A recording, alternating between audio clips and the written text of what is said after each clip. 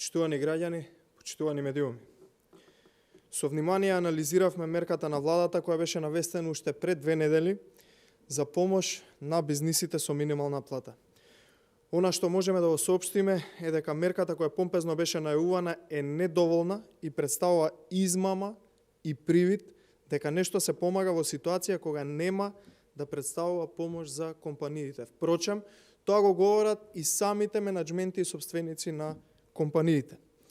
Мерката е рестриктивна и е далеко доволна за помош за компаниите за да ги задржат сите вработени на своите работни места. Жалиме што владата остана глува на барањата на стопанството, како што впрочем е ситуацијата и за се останато. Еве сега да објасниме зошто мерката која што денеска владата ја најави не е доволна. Оливер Спасовски денеска им порача на компаниите дека никој нема да им ги покрие загубите за месец март. Со мерката не се покриваат трошоците и загубите направени во месец март, бидејќи истата се однесува единствено на април и на месец мај. Владата доцни дури 20 дена со оваа мерка и свесно ја промовираат на 2 април, но загубите на компаниите се остварени и се уште седат и никој не ги споменува загубите за месец март. Второ, само мал број на компании ќе го искористат полниот износ од 14.500 денари, затоа што мерката се врзува со бројот на работните часови на вработените, односно ефективни работни часови како што ги говорат. Ова веќе го обзнанивме, ова го знаат и компаниите, но владата се уште не го демонтираше. Имајќи предвид дека вонредната состојба ќе трае до средината на месец април, а најверојатно, како што стојат работите, за жал, ќе биде продолжена плюс за 1 месец, односно до средината на мај повеќе, имајќи ги предвид анализите и искуствата од другите држави кои дури сега го достигнуваат пикот на заразата и кризата со COVID-19. Тоа значи дека вработените ќе имаат 0 ефективни работни часови во месец април, а сепак најверојатно и во месец мај, што уште повеќе ја продлабочува кризата, загубата и пропаста на компаниите, стопанството и економијата во Република Македонија. Или, поедноставно, за да можат да разберат вработените во приватниот сектор и граѓаните, тоа значи дека компаниите за кои што работат овие вработени со 0 ефективни работни часови во месец април, не ќе можат воопшто да искористат оваа поддршка од 14.500 денари. Истото, ова може да се случи за месец мај, кој најверојатно повторно ќе се наоѓаме како држава и компаниите ќе се наоѓаат во истата ситуација како и во месец април.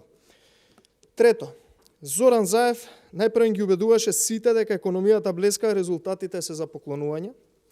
Ги охрабри сите компании од приватниот сектор да имаат развојни планови, а сега оваа мерка нема да важи за компаниите кои исплатиле награди и дивиденда на своите вработени во периодот кој Зоран Заев го оценува дека ние како економија и држава сме блескале. Четврто, треба да се знае дека сите оние компании кои што веќе се корисници на мерките преку Агенцијата за вработување нема да може да ги искористат овие 14.500 денари. Со што дополнително се крати кругот на корисници на мерката. Значи, сите оние мали компании кои што се уште се во развој, со по неколку вработени, со овие мерки на владата, сите тие се осудени на пропаст. Петто, дадена опција или 14.500 денари за минимална плата, или да се добија поддршка во половина од средствата за придонесите, во висина. Со оваа опција ќе се помогне вистински само на оние со најголеми приходи во државата и со најголеми плати, а ништо за оние на кои што на вистина им треба помош во реалниот сектор. Затоа предложивме до владата субвенционирањето за одржување на ликвидноста преку исплатата на бруто плата на работниците во компаниите за месец март, април и мај 2020 година во износ од најмногу 50% од месечната бруто плата по работник.